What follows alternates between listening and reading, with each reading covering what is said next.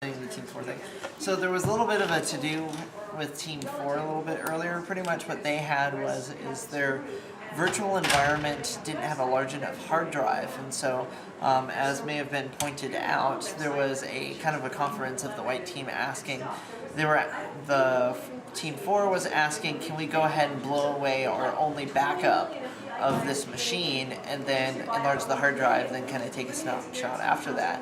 And so the white team got together and they were really discussing that of, hey, is that really something that can even be done, and should we allow them to do it, and just kind of what's going on with it.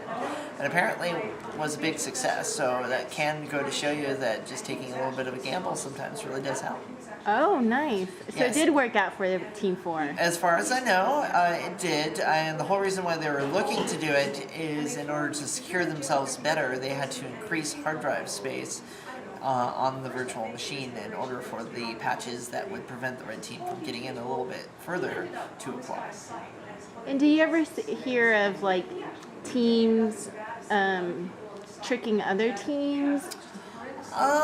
I haven't heard a whole lot of that. It's kind of interesting because it seems to me that sometimes the teams don't really even talk to each other. But the whole spirit of this competition is to learn, and sometimes the best learning is from others.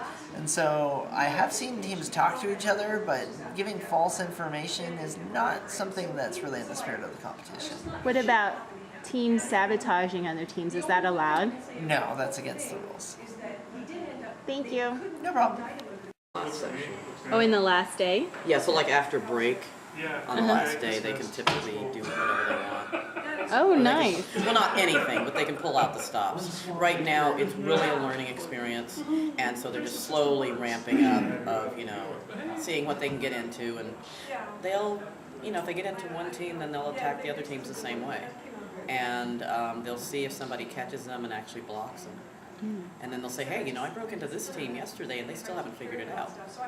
So that goes on all the time.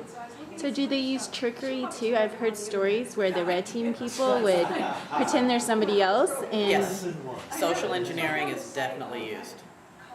and that's usually on the last day? No, that's all the time. That's why you keep being stopped, and they have to verify that you really are press. Because they assume that the red team's going to try and get in. Oh. There have been cases, especially during the first year of this competition, where one of the judges, or one of the red team they cloaked themselves as a judge and then handed out a fake social inject that said that you need to enable, I think it was Telnet and SSH or something, on your domain controller, which, as we've discussed previously, that can be very bad. So, just an example. Wow. And people would go, so, what about that social inject that you guys handed out? They're like, are you sure a judge handed that out to you? Yeah, well, they have to verify anything they get. So it's just a process of verification by the students. Right, to make sure that they're actually getting an order. It's sort of like, for the government. Did the president really tell you to blow that up? Did he really tell you to press the big red button? Right.